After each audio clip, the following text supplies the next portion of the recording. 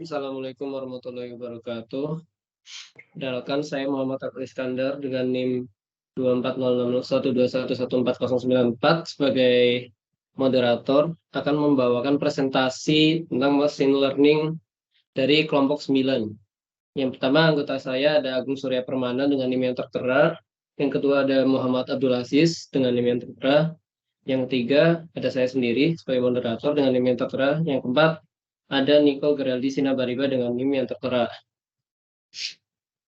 Oke, selanjutnya akan dijelaskan oleh teman saya Agung Surya Permana, dipersilahkan.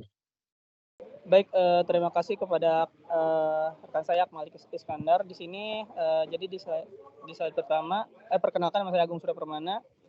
Di sini di slide pertama kita akan menjelaskan tentang apa itu machine learning.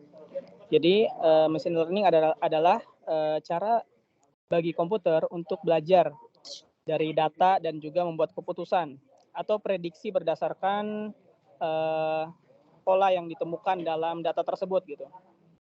Ini mirip dengan bagaimana manusia belajar dari pengalaman mereka. Jadi komputer nanti akan mencari pola berdasarkan data-data yang kita inputkan. Next.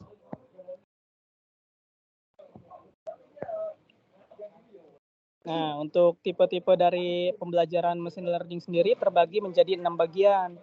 Yang pertama ada pembelajaran supervised, unsupervised, semi-supervised, reinforcement learning, ada pembelajaran self-supervised dan juga transfer learning.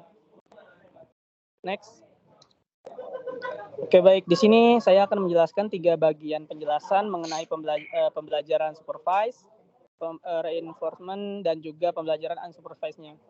Jadi untuk yang supervised ini, jadi ini seperti belajar dari contoh yang sudah ada. Jadi ini komputer ini belajar dari contoh yang sudah ada.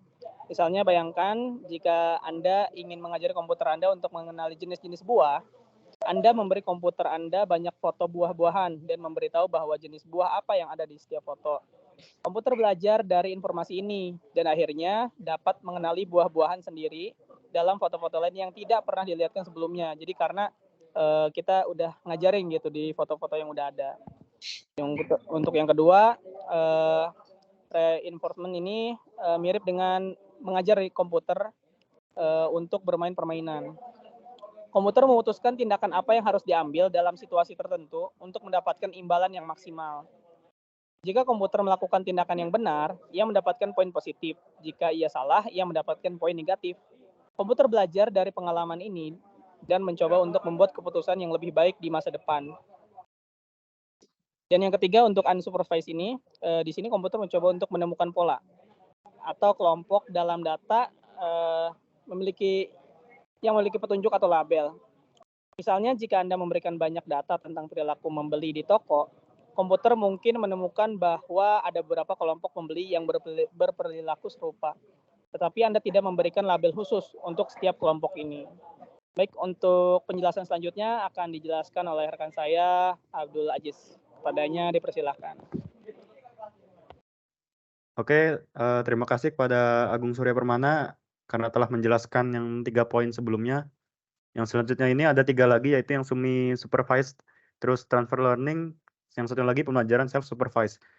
Yang pertama saya akan menjelaskan dulu tentang semi-supervised. Jadi semi-supervised itu campuran antara pembelajaran yang memiliki pengawasan supervised dan yang tidak memiliki pengawasan, atau yang bisa disebut sebagai unsupervised.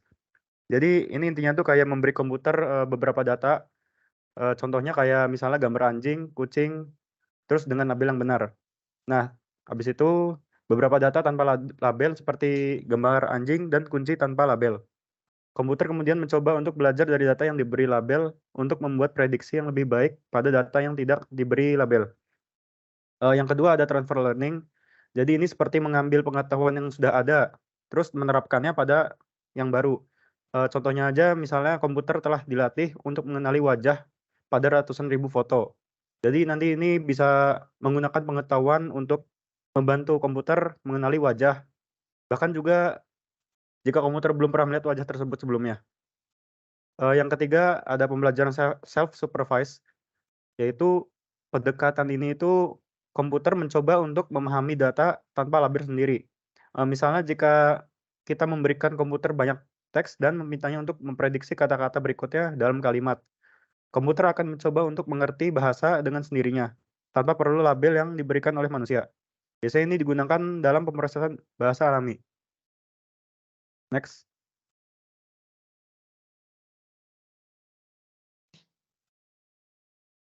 Yang selanjutnya di sini ada penerapan machine learning. Berdasarkan tugas yang diminta, ada 7 penerapannya, yaitu di bidang kesehatan, hukum, keuangan, politik, pertanian, peternakan, dan bidang budaya. Next. Yang pertama ada penerapan di bidang kesehatan, meningkatkan diagnosis penyakit. Jadi machine learning itu nanti bisa membantu dokter dengan menganalisis data medis seperti gambar CT scan dan MRI, serta data laboratorium untuk mendeteksi penyakit seperti kanker, diabetes dengan lebih akurat. Ini juga membantu memprediksi resiko penyakit pada individu. Dan yang selanjutnya ini akan dijelaskan oleh teman saya Nico Geraldi Sinambariba.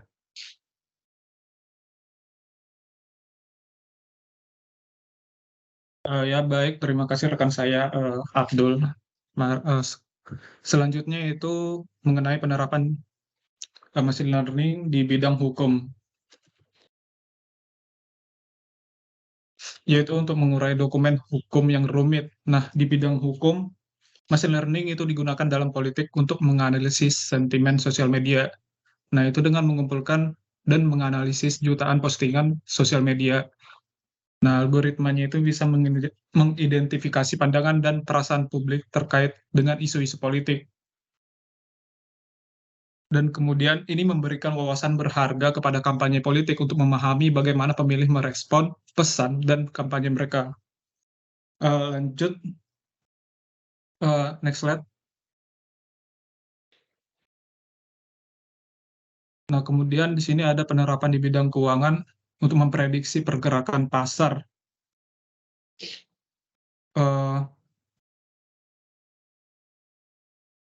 Di sini itu digunakan dalam dunia keuangan, yaitu dengan machine learning-nya itu digunakan untuk meramaikan pergerakan pasar, saham, dan mengelola resiko investasi dengan menganalisis data historis dan berita ekonomi. Kemudian lanjut. Oke, lanjut. Kemudian di sini ada penerapan di bidang politik, yaitu dengan analisis sentimen di media sosial. Dalam politik, machine learning digunakan untuk menganalisis sentimen di media sosial. Itu untuk membantu kampanye politik memahami pandangan publik dan memprediksi hasil pemilihan. Lanjut.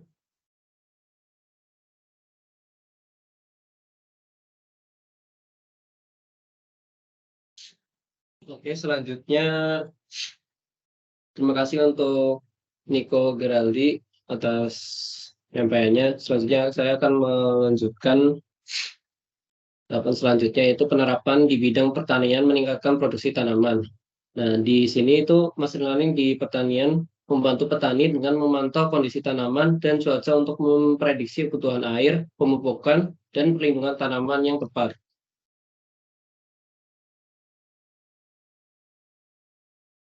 Selanjutnya, penerapan machine learning di bidang peternakan untuk menjaga kesejahteraan hewan ternak.